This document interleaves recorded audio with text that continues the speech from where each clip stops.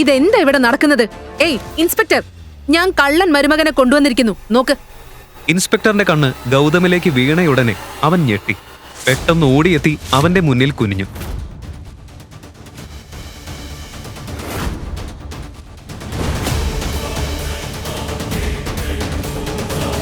അയ്യോ sir, sir തന്നെയല്ലേ? ഏയ് ഇൻസ്പെക്ടർ, ഈ കള്ളനെയാണോ നീ സാറെന്ന് വിളിക്കുന്നത്? വായടച്ചിരിക്കുന്നല്ലേ. ചീഫ് മിനിസ്റ്റർ സാറിന്റെ സുരക്ഷാ ജോലിയിലായിരുന്നപ്പോൾ ഞാൻ ഇദ്ദേഹത്തെ കണ്ടിട്ടുണ്ട്. ഇൻസ്പെക്ടർ പറഞ്ഞതൊക്കെ കേട്ട് അവിടെ നിന്നിരുന്ന എല്ലാവരും പാറ പോലെ നിശ്ചലമായി. ഗൗതമിന്റെ യഥാർത്ഥ രഹസ്യം പുറത്തായപ്പോൾ പോലീസ് സ്റ്റേഷന്റെ മുഴുവൻ അന്തരീക്ഷം തന്നെ മാറി. തോക്കുകളുടെ ശബ്ദം കേട്ടിരുന്ന സ്ഥലം ഒരു നിമിഷം കൊണ്ട് തന്നെ എല്ലാവരും അവന്റെ മുന്നിൽ മുട്ടുകുത്തി. ദൈവമേ, ഇത്രയും വർഷം ഇദ്ദേഹം ഞങ്ങളുടെ വീട്ടിൽ ദാസനായി കഴിഞ്ഞത് എന്തിനാ? അയ്യോ, അത് നീലിന്റെ സഹോദരിയുടെ ഭർത്താവല്ലേ? നഗരത്തിലെ ഏറ്റവും വലിയ കുടുംബത്തിലെ മരുമകൻ ഭാര്യയുടെ പിറന്നാൾ പാർട്ടിയിൽ വെയിറ്ററായിട്ട് നടക്കുന്നു. അയ്യോ, എന്തവസ്ഥയല്ലേ നിന്റേത്? സാരമില്ല കേട്ടോ. കണ്ടിട്ട് ഭാര്യയ്ക്ക് ഗിഫ്റ്റ് വാങ്ങാൻ ഓവർ ടൈം ചെയ്യാണെന്നാ തോന്നുന്നേ. എന്താണെന്ന് ഞാൻ കാണിച്ചു തരാം. വെയിറ്റർ. യെസ് സർ, ഇവിടെ വാ.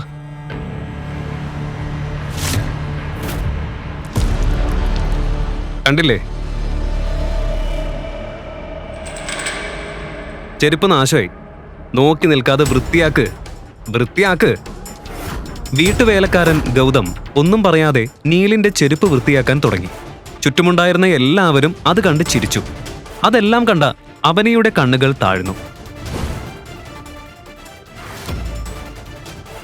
നീലിന്റെ ചെരുപ്പ് വൃത്തിയാക്കിയ ശേഷം ഗൗതം ശാന്തമായി പറഞ്ഞു, റെഡിയായി സർ. ഗുഡ്. നഗരത്തിലെ ഏറ്റവും സമ്പന്നമായ വീട്ടിലെ കൊച്ചുമകളായ അവനിയെ എന്തോ ഒരാശ്ചര്യകരമായ കാരണത്താൽ അവളുടെ മുത്തശ്ശൻ ഗൗതം എന്ന ദരിദ്രനായ യുവാവിനോട് വിവാഹം കഴിപ്പിച്ചു. അവനെ അയാളെ വിവാഹം കഴിച്ചുവെങ്കിലും വേലക്കാരനായി ആ വീട്ടിൽ താമസിക്കുന്ന ഗൗതമിനെ വീട്ടിലെ ജോലിക്കാരെക്കാൾ താഴെയായിരുന്നു പരിഗണിച്ചിരുന്നത്.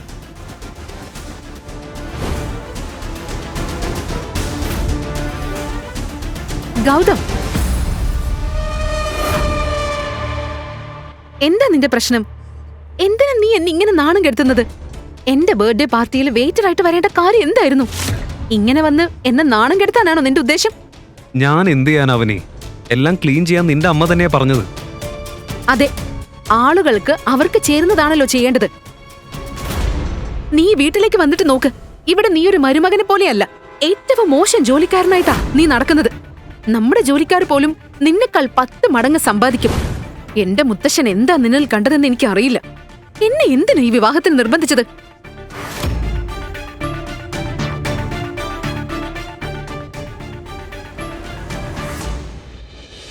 നീ വെള്ളം കുടിക്കേ. അവന് പ്ലീസ് കൂൾ ഡൗൺ. അതെല്ലാം നടക്കുമ്പോൾ ഗൗതമിന് ഒരു കോൾ വന്നു.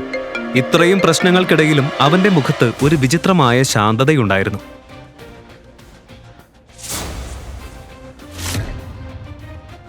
അവനിയെ നൈസായി കൈകാര്യം ചെയ്ത് ഗൗതം ആ പാർട്ടിയിൽ നിന്നും ശാന്തമായി ഇറങ്ങിപ്പോയി.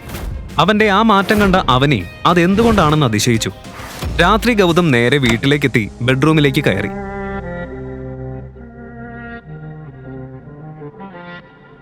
നാണമില്ലേ നിനക്ക് എന്റെ റൂമിലേക്ക് ഇങ്ങനെ കയറി വരാൻ? മോശം, പോയിവിടുന്ന്.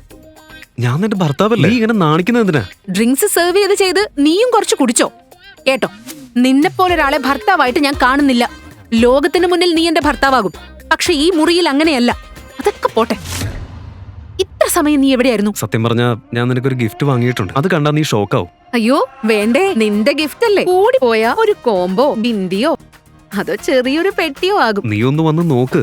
കുറച്ചു നേരമല്ലേ ഞാൻ കൊണ്ടുവന്നത്. അത്ര നല്ല ഗിഫ്റ്റാ, കണ്ടാ നിനക്ക് വിശ്വാസമാവില്ല. പ്ലീസ് ഒന്ന് വാ. ഗൗതം പറയുന്നത് കേട്ട് അവനെ ഒന്ന് ഞെട്ടി. അവനെ ഒന്ന് നോക്ക് നിന്റെ ഗിഫ്റ്റ്. ശരി, പോവാ. ഗൗതം അവളുടെ കൈ പിടിച്ച് അവളെ അവന്റെ ഗിഫ്റ്റിനടുത്തേക്ക് കൊണ്ടുപോയി. ആ ഗിഫ്റ്റ് കണ്ട അവനെ കല്ലുപോലെ നിന്നു. രാത്രിയിലെ വെളിച്ചത്തിൽ മിനുങ്ങി നിന്നത് ഒരു പുതിയ ലക്ഷറി കാറായിരുന്നു. അവൾക്ക് ഒരു നിമിഷത്തേക്ക് അവളുടെ കണ്ണുകളെ വിശ്വസിക്കാനായില്ല. അയ്യോ, ഇത് ഇമ്പോർട്ടഡ് അല്ലേ? ഇന്ത്യയിൽ കുറച്ച് സമ്പന്നർക്ക് മാത്രമേ ഇത് ഉള്ളൂ എന്ന് ഞാൻ കേട്ടിട്ടുണ്ട്.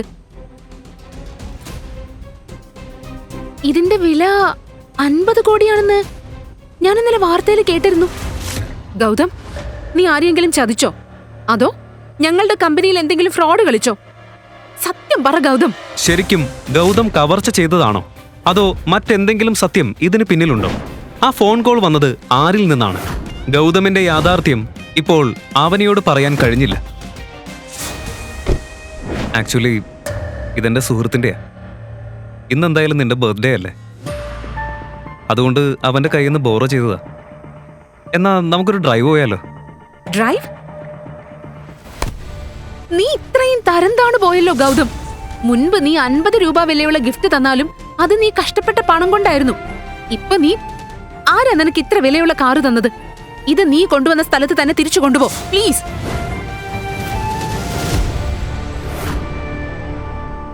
ഇതാണ് അവനെയെ നാണം കെടുത്താൻ പറ്റിയ സമയം. ഗൗതമായിട്ട് തന്നെ കൊണ്ടുവന്ന അവസരം ഇത്. അവനിയുടെ വിവാഹത്തിന് കുറച്ചു ദിവസങ്ങൾക്ക് ശേഷം അവളുടെ മുത്തശ്ശൻ മരിച്ചു. അതിനുശേഷം അഗർവാൾ കുടുംബത്തിന്റെ തലവിയായി അവളുടെ മുത്തശ്ശി ഗായത്രി ദേവി സ്ഥാനമെടുത്തു. ഗായത്രി ദേവിക്ക് ഗൗതം എന്ന മരുമകൻ അഗർവാൾ കുടുംബത്തിലെ ഒരു കളങ്കം പോലെയായിരുന്നു. അവനെ വിവാഹം കഴിച്ചതിൽ അവർക്ക് അത്യന്തം കോപവും വെറുപ്പും ഉണ്ടായിരുന്നു. ഈ അവസരം നീലും ഷനായിയും മുതലെടുക്കാനായിരുന്നു പ്ലാൻ. നാളെ അവനിയുടെ മാനമാണ് ഞാൻ മുഴുവൻ കുടുംബത്തിന് മുന്നിലും ലേലം വെക്കാൻ പോകുന്നത്. പൊളിച്ചടുക്കുന്ന ആളെ ഞാൻ.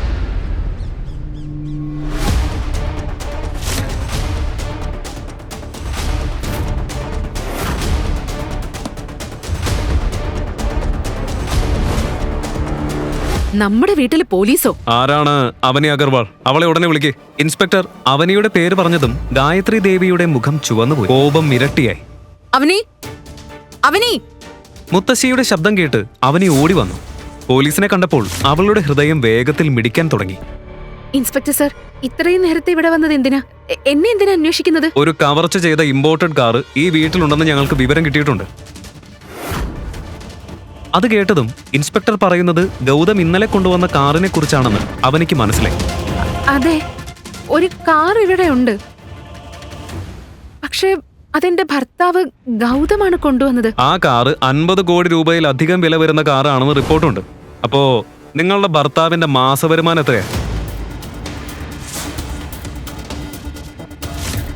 ആ റാസ്കൽ, ഒന്നിനും കൊള്ളാത്തവൻ. ആ വേലക്കാരൻ ഇപ്പൊ കക്കാനും തുടങ്ങിയോ? നിങ്ങൾ രണ്ടും കൂടെ അഗർവാൾ കുടുംബത്തിന്റെ പേരാണ് കളങ്കപ്പെടുത്തിയിരിക്കുന്നത്. ഇൻസ്പെക്ടർ, ഇവളുടെ ഭർത്താവിന് വിദ്യാഭ്യാസമൊന്നുമില്ല, ഒരു ജോലിയുമില്ല, ഒന്നും ചെയ്യാറുമില്ല.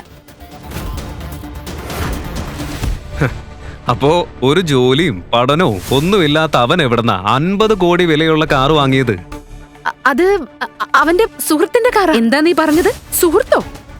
ഈ ഒന്നിനും വകയില്ലാത്ത അവന് 50 കോടി രൂപ വിലയുള്ള കാറുള്ള സുഹൃത്തുണ്ടാകൂ? അതുപോലൊരു കാറുള്ളവർക്ക് ഇവന് വായ്പയ്ക്ക് കൊടുക്കാൻ തോന്നുവോ? ആരാണാ വലിയ ദാനശീലൻ? അവന്റെ പേരെന്താ? 50 കോടി രൂപ വിലയുള്ള കാർ ഒരു ഗതിയും പരഗതിയും ഇല്ലാത്ത അവന് കൊടുക്കാൻ തയ്യാറായ ആ ധനവാൻ ആരാ? മുത്തശ്ശിയുടെ വാക്കുകൾ കേട്ടപ്പോൾ അവനിയുടെ കാലിനടിയിലെ മണ്ണ് ഒഴുകിപ്പോകുന്നത് പോലെ അവൾക്ക് തോന്നി. ഗൗതം എന്തെങ്കിലും തെറ്റ് ചെയ്തിരിക്കും എന്നവൾക്ക് ഉറപ്പായി. ഇന്നുവരെ ഇത്രയും അപമാനിതയായി അവൾക്കൊരിക്കലും തോന്നിയിട്ടില്ല. അവന്റെ പേര്, അവന്റെ സുഹൃത്തിന്റെ പേരെനിക്കറിയില്ല. ഓ, അങ്ങനെയാണെങ്കിലേ നിന്റെ ഭർത്താവിനെ വിളിച്ചോണ്ട് വാ. പോയി അവൻ എവിടെയാണെന്ന് നോക്ക്. ഈ അവസ്ഥ കണ്ട അവനിയുടെ മനസ്സ് തകർന്നു. കൈകാൽ വിറച്ചു പോയ അവൾക്ക് ഒന്നും പറയാൻ പോലും കഴിഞ്ഞില്ല. മുത്തശ്ശി, അവിടെ എങ്ങും കാണാനില്ല. ഇൻസ്പെക്ടർ സാർ, എനിക്ക് തോന്നുന്നത് ഇതിവര് ഭാര്യയും ഭർത്താവും ചേർന്ന് ചെയ്തതാണെന്നാ. ഇവൾ അഗർവാൾ കുടുംബത്തിന്റെ പേരിന് തന്നെ കളങ്കോ. ഇൻസ്പെക്ടർ, ഇവളെ പിടിച്ചു കൊണ്ടുപോകൂ. അവളുടെ ഭിക്ഷാടകൻ ഭർത്താവ് വന്നാ ഞാൻ തന്നെ അവനെ പോലീസ് സ്റ്റേഷനിൽ എത്തിക്കാം. കോൺസ്റ്റബിൾ, ഇവളെ കൊണ്ടുപോ. ഇല്ല മുത്തശ്ശി, പ്ലീസ്. ഇൻസ്പെക്ടർ സാർ, ഒന്ന് കേൾക്കൂ. എനിക്കൊന്നും അറിയില്ല. ഞാൻ കള്ളിയല്ല. പറയാനുള്ളതൊക്കെ ഇനി പോലീസ് സ്റ്റേഷനിൽ പറഞ്ഞാ മതി. കൊണ്ടുപോവളെ. പ്ലീസ് പ്ലീസ് മുത്തശ്ശി, ഒന്ന് കേൾക്ക്. അവനിയുടെ ഈ അവസ്ഥ കണ്ട് നീലിനും ഷനായയ്ക്കും ചിരി അടക്കാനായില്ല. അവരുടെ മുഖത്തിലെ ആ സന്തോഷം കണ്ടപ്പോഴാണ് ഇതെല്ലാം അവരുടെ പണിയാണെന്ന് അവനിക്ക് മനസ്സിലായത്.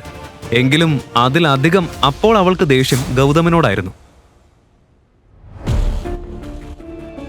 മുത്തച്ഛന്റെ വ്യവസ്ഥയും വാഗ്ദാനവും എല്ലാം തീരട്ടെ. കഴിഞ്ഞിട്ട് വേണം ഗൗതമിനോട് ഡിവോഴ്സ് വാങ്ങാൻ. അതിനിടയിൽ കോൺസ്റ്റബിൾ തന്റെ കമ്പ്യൂട്ടറിൽ നോക്കിയപ്പോൾ മുഖം വിളറിപ്പോയി. അയാൾ ഓടിയെത്തി ഇൻസ്പെക്ടറുടെ ചെവിയിൽ എന്തോ പറഞ്ഞു. അത് കേട്ട് ഇൻസ്പെക്ടറും കമ്പ്യൂട്ടറിൽ പോയി നോക്കി.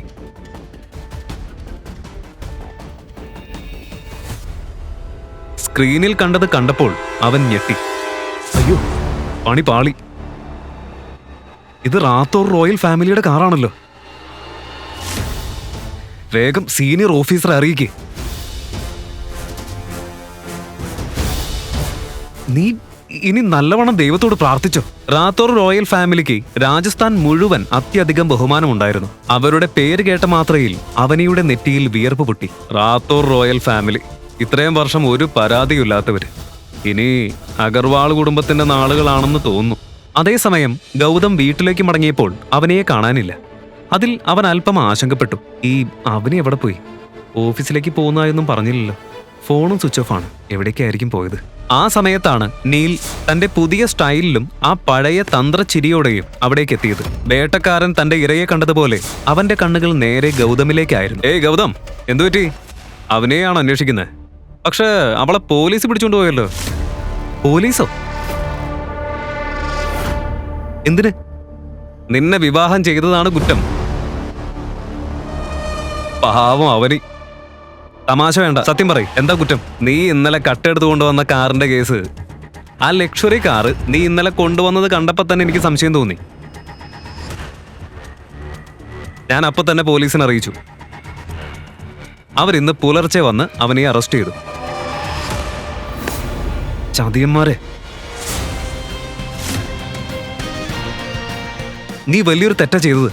ഇത്രയും കാലം നിങ്ങൾ എന്നെ അപമാനിച്ചിട്ടും ഞാൻ ഒന്നും മിണ്ടിയില്ല. പക്ഷെ എന്റെ ഭാര്യ എങ്ങനെ വലിച്ചടച്ചാൽ ഞാൻ അടങ്ങിയിരിക്കില്ല. ഇനി അഗർവാൾ കുടുംബത്തോട് ഞാൻ എന്ത് ചെയ്യുമെന്ന് കണ്ടറിഞ്ഞു നീ. എടാ കള്ള!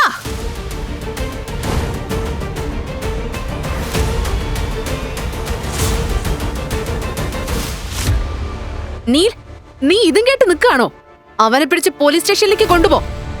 ഇവനാ നമ്മുടെ കുടുംബത്തിന്റെ പേരിനുണ്ടായ നാണക്കേട്. ഹാ, വാ, എല്ലാവരും വരൂ. അവനെയോട് നിങ്ങൾ ചെയ്ത തെറ്റ് എത്ര വലുതാണെന്ന് നിങ്ങൾക്ക് നേരിട്ട് തന്നെ ഞാൻ കാണിച്ചു തരാം. അങ്ങനെ ഗായത്രി ദേവി, നീൽ, ഷനായ എന്നിവർ കൂടി പോലീസ് സ്റ്റേഷനിലേക്ക് പോയി. അവിടെ അവരെ കാത്തിരുന്നത് ഞെട്ടിക്കുന്ന ഒരു സത്യമായിരുന്നു. അയ്യോ അയ്യോ ദൈവമേ! ഉടനെ അവന് മേടത്തെ വിട്ടേക്ക്. എന്തൊരു വലിയ തെറ്റാ നമ്മൾ ചെയ്തത്. ആ ചെക്കനും പെണ്ണും ആ വയസ്സത്തി തള്ളയൊക്കെ പറഞ്ഞത് കേട്ടാ ഇങ്ങനെയായത്. അയ്യോ, ചീഫ് മിനിസ്റ്ററിന്റെ കോളാ വന്നത്. അവനി മാഡത്തെ അറസ്റ്റ് ചെയ്യുന്നതിന് മുഴുവൻ സ്റ്റേഷന് സസ്പെൻഡായി. അവനി മാഡം, പ്ലീസ് ക്ഷമിക്കും മാഡം. ചീഫ് മിനിസ്റ്റർ സാറിനോട് പറഞ്ഞ് ഞങ്ങളുടെ ജോലി ഒന്ന് രക്ഷിക്കണം മാഡം. അല്ലെങ്കിൽ ഞങ്ങളുടെ കുടുംബം ആകെ പാടുപെടും. പ്ലീസ് മാഡം, ഞങ്ങളോട് മാപ്പാക്ക്. ഇൻസ്പെക്ടർ സർ, ഞാൻ എങ്ങനെ പറയും? ചീഫ് മിനിസ്റ്റർ സാറിനെ ഞാൻ അറിയില്ലല്ലോ.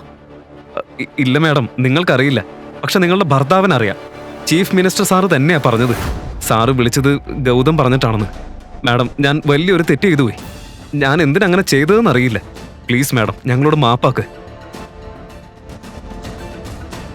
മാപ്പാക്കണം മാഡം. ഇതെല്ലാം നടക്കുമ്പോഴാണ് നീൽ ഗൗതമിനൊപ്പം പോലീസ് സ്റ്റേഷനിലേക്ക് എത്തിയത്. കൂടെ ഗായത്രി ദേവിയും ഉണ്ടായിരുന്നു. ഇതെന്താ ഇവിടെ നടക്കുന്നത്? ഏയ് ഇൻസ്പെക്ടർ, ഞാൻ കള്ളൻ മരുമകനെ കൊണ്ടുവന്നിരിക്കുന്നു, നോക്ക്. ഇൻസ്പെക്ടറിന്റെ കണ്ണ് ഗൗതമിലേക്ക് വീണയുടനെ അവൻ ഞെട്ടി. പെട്ടെന്ന് ഓടിയെത്തി അവന്റെ മുന്നിൽ കുനിഞ്ഞു.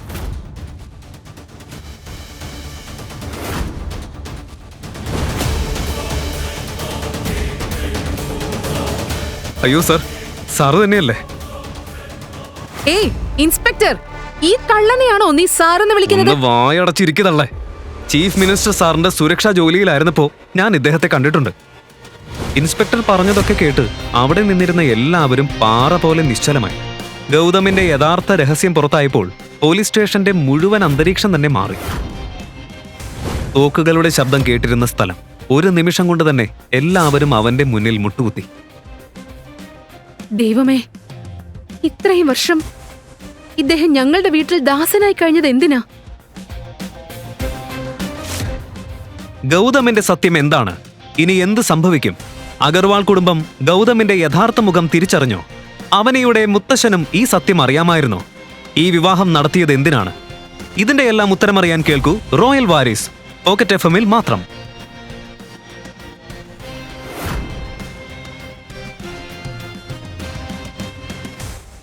ഈ കഥ തുടർന്ന് കേൾക്കുന്നതിനായി ഇപ്പോൾ തന്നെ പോക്കറ്റ് FM ആപ്പ് ഇൻസ്റ്റാൾ ചെയ്യൂ. Link in description.